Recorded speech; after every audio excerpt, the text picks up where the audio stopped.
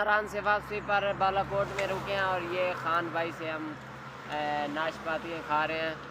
तो खान के अपने बाग हैं। खान और किस चीज़ के बाग हैं आपके?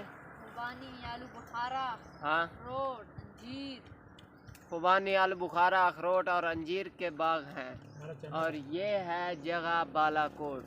तो अभी हम वापसी पे आपको ये विज़िट भी करवाएंगे बालाकोट का भी इंशाल्लाह। खान आपका नाम क्या है? मोहम्मद नसीर। माशाल्लाह।